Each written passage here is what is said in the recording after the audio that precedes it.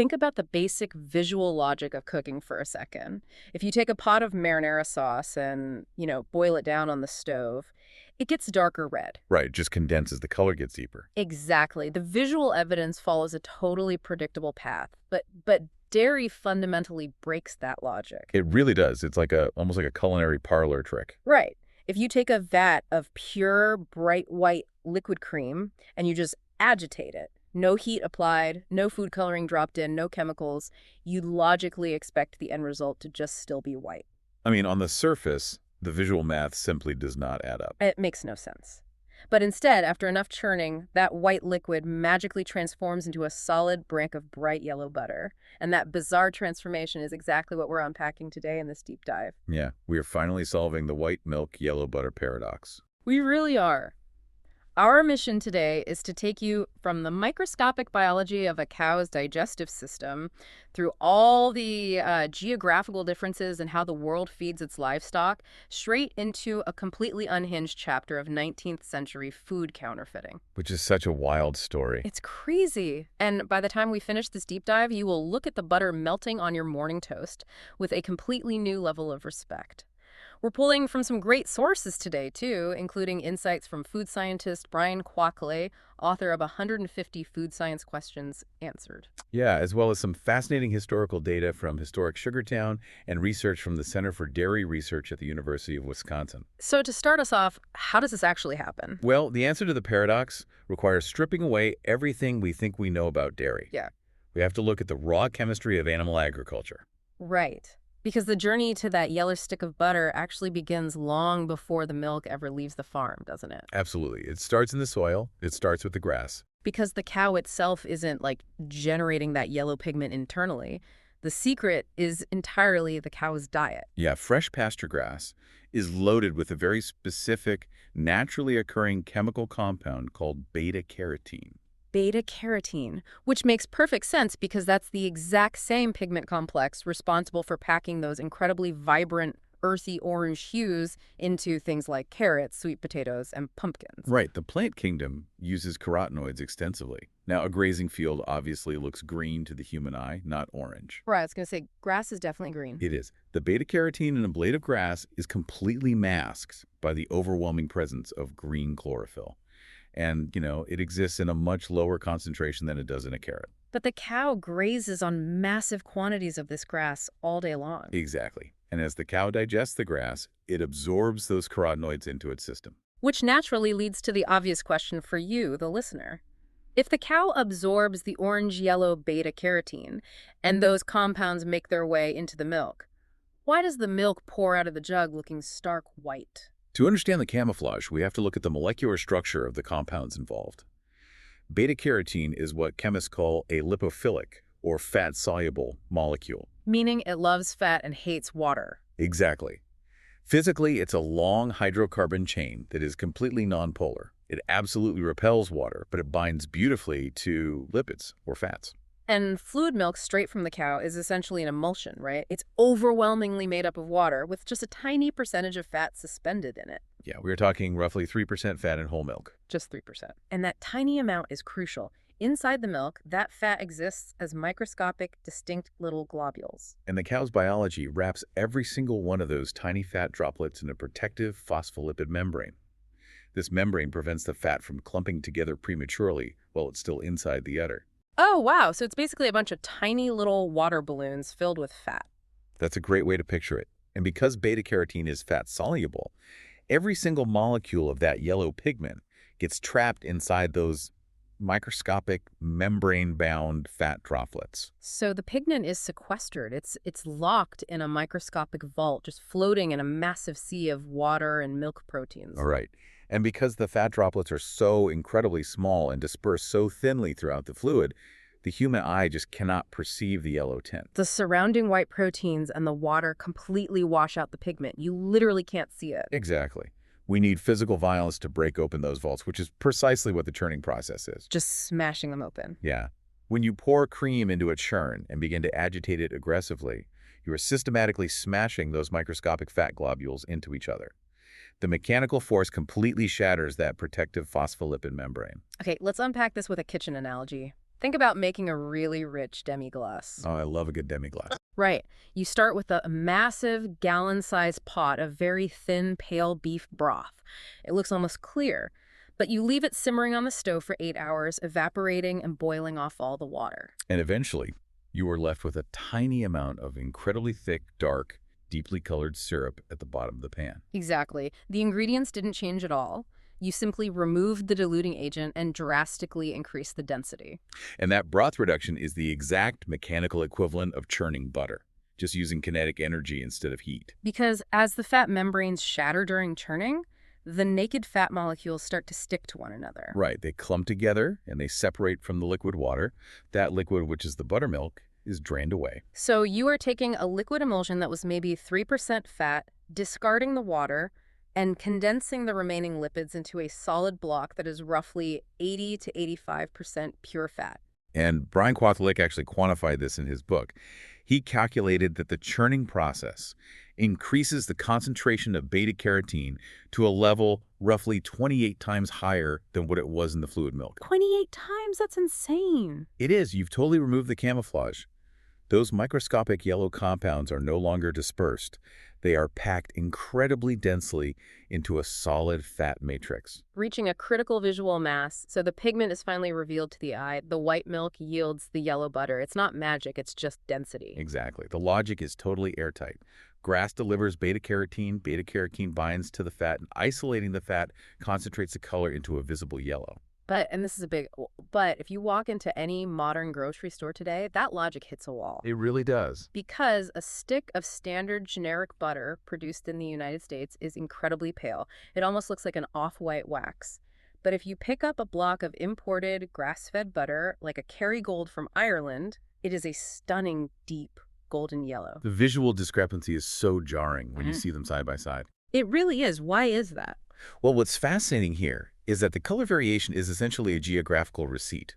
It's documenting the broader agricultural practices of different nations. Okay, so we established that grass equals yellow. Right. And Irish cows, benefiting from a really mild, wet maritime climate, are out grazing on lush, green pastures for the vast majority of the year. They are consuming an almost exclusively grass-based diet. Which means their systems are flooded with maximum levels of beta-carotene. Exactly. But the American dairy industry relies on a completely different metabolic strategy. U.S. cows are primarily fed a diet of forage, so basic grass and hay, but it's heavily supplemented with corn. Corn. And if you think about a kernel of feed corn, that visual discrepancy makes perfect sense. It totally does. Crack open a kernel of corn and the inside is pale yellow or stark white. It completely lacks the vibrant, pigment-rich beta-carotene complex found in fresh grass. Right, the American agricultural system really prizes efficiency and energy density above all else. Corn is an incredibly potent, energy-dense carbohydrate source. It helps livestock bulk up rapidly and produce massive volumes of milk with really high caloric efficiency. But the biological trade-off for that caloric efficiency is a drastic reduction in pigment. By substituting high-carotene grass with low-carotene corn, the American dairy industry is literally draining the color out of the resulting butterfat. Wow. And according to the historical and agricultural data we reviewed, this color shift isn't just geographical either, it is strictly seasonal. Oh, absolutely. A single farm producing butter year-round will yield totally different colors depending on the month. During the spring flush and the height of summer, when the pastures are growing vigorously and the cows are feeding outdoors, the butter takes on a rich golden hue. But in the dead of winter, when the grass is dormant and the cows are brought inside to eat stored, dried hay or grain, the beta-carotene levels just plummet.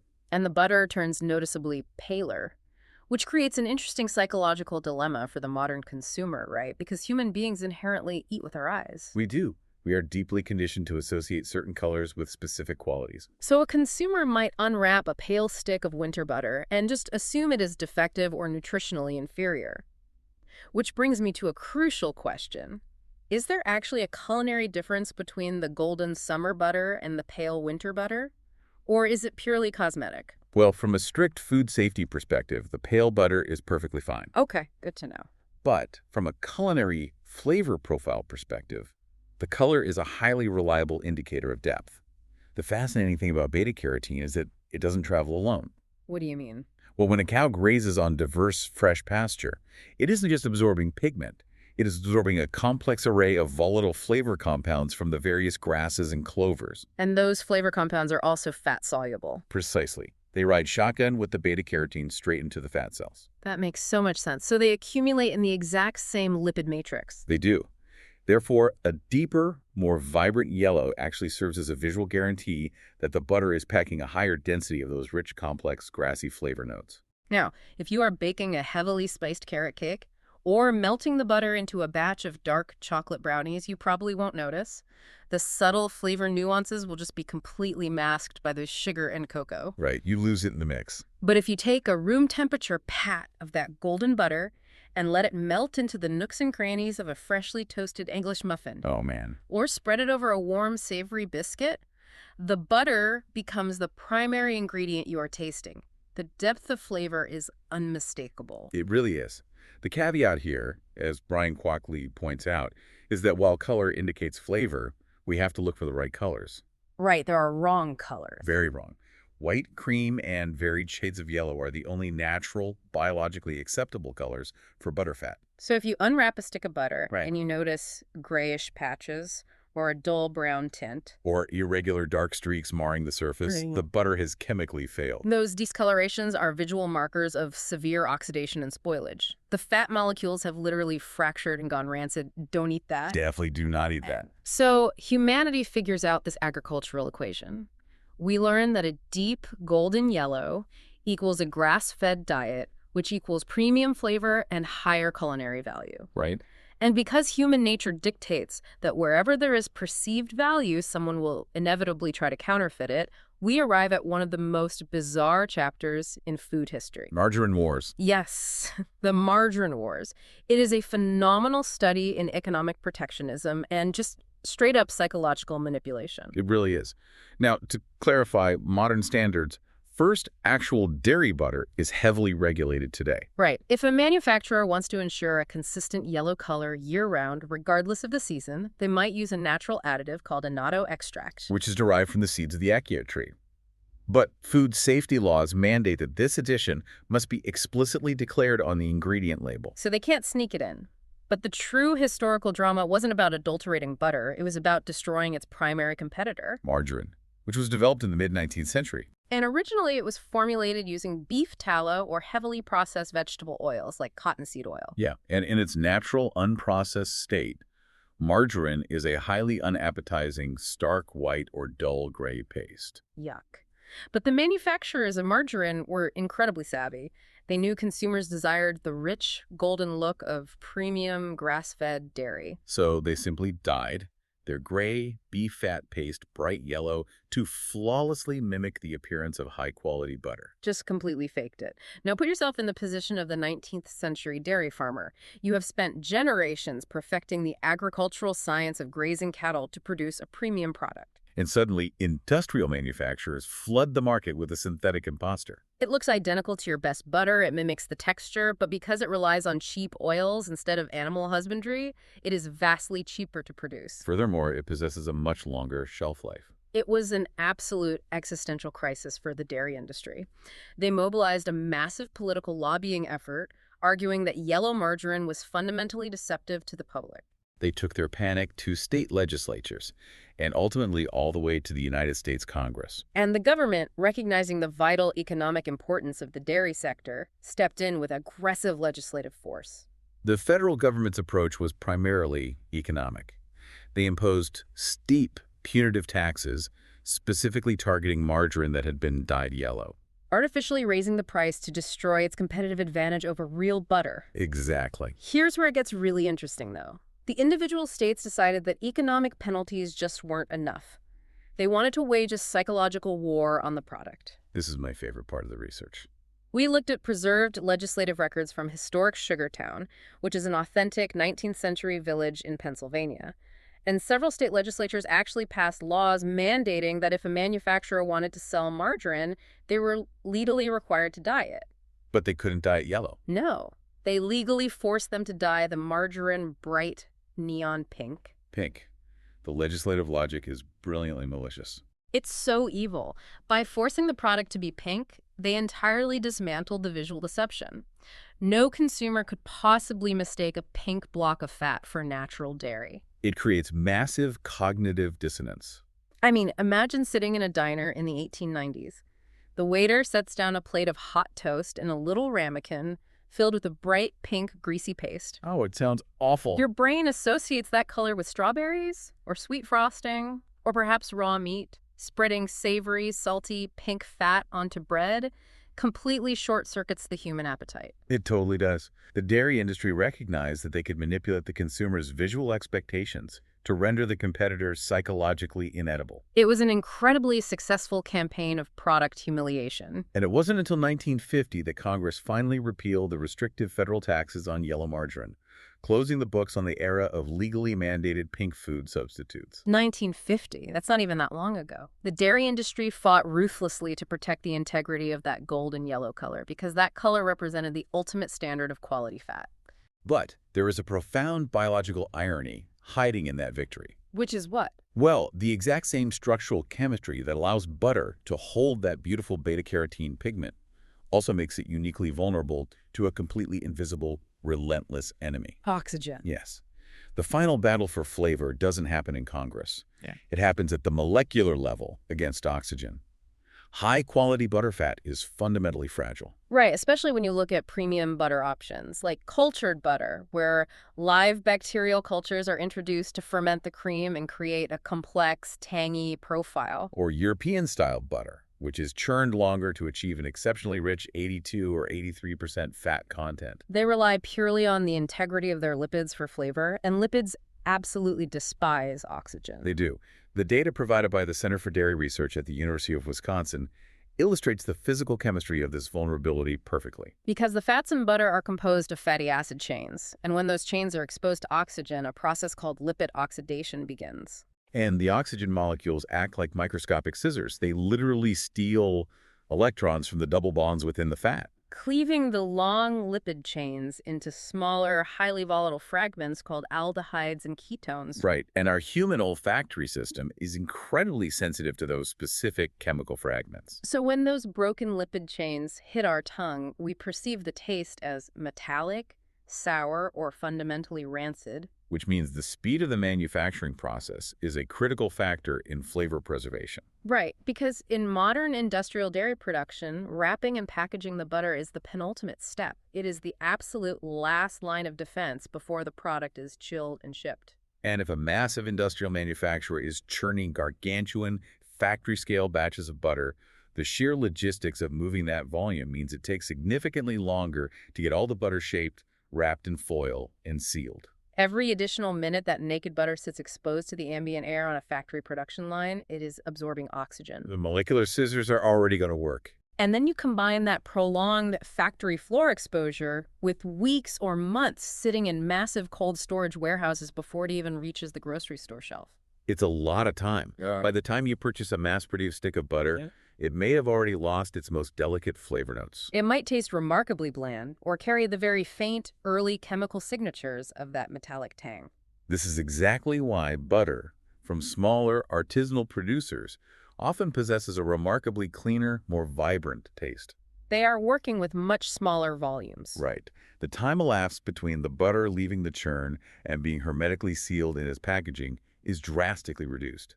They're winning the race against ambient air exposure. But the sources, specifically food scientist Brian Kwok-Lay, argue that this battle against oxidation actually continues right into your own home. He does. Lay suggests that the way you handle a stick of butter physically degrades it over time. His theory is that if you unwrap a stick, slice off a single tablespoon for a recipe, loosely fold the paper back over the end, and return it to the fridge, and repeat this process day after day, you are constantly introducing fresh oxygen to the exposed face of the butter. And by the time you reach the final tablespoon, the lipid chains have fractured and the flavor profile is ruined. Now look, the chemistry behind his warning is entirely sound. Continual exposure to fresh oxygen will absolutely accelerate lipid oxidation on the surface of the fat. Right. But I have to aggressively push back on the timeline here on behalf of anyone who actually cooks. I mean, who is keeping an unwrapped stick of butter in their fridge long enough for it to chemically degrade? That's a fair point. If I decide to make a batch of scrambled eggs or a grilled cheese sandwich, half the stick is instantly gone. The idea that a single stick of butter is lingering in a modern kitchen for weeks, slowly succumbing to atmospheric oxidation, it just vastly overestimates my personal dietary self-control. From a practical standpoint, you are entirely correct.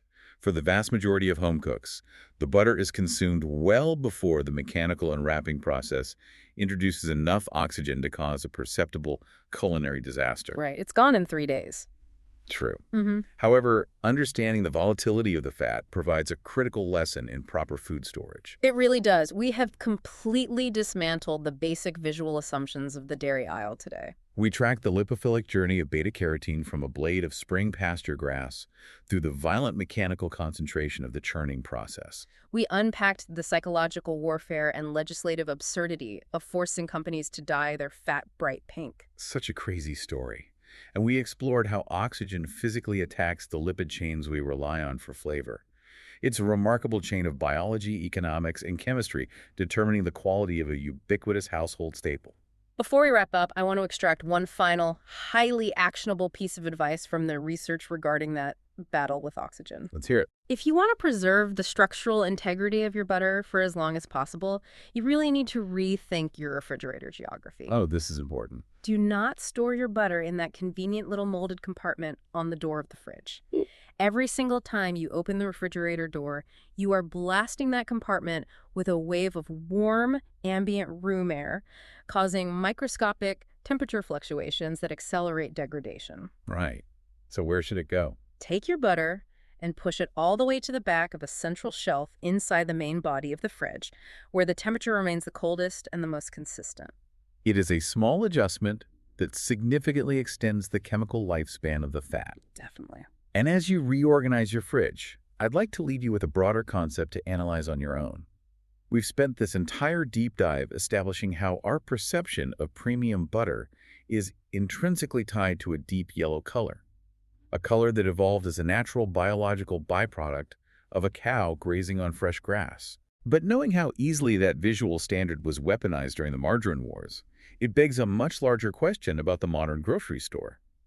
What other natural food colors have we been socially and culturally conditioned to expect? Oh, wow. That's a great question. And more importantly, how heavily are those rigid, consumer-driven visual expectations quietly dictating the way modern agricultural industries choose to feed, engineer, and process the animals we eat today? That is a phenomenal question. It circles right back to the realization that we really aren't that different from someone who expects marinara sauce to always be red. Exactly. We demand the butter be yellow, we demand the salmon be perfectly pink, and we expect the egg yolks to be a vibrant orange. And when the natural biological reality doesn't match our strict visual expectations, human beings either panic or we actively engineer a way to fix it, even if that means passing a federal law to dye a perfectly edible block of fat neon pink. Keep questioning the chemistry of what is on your plate.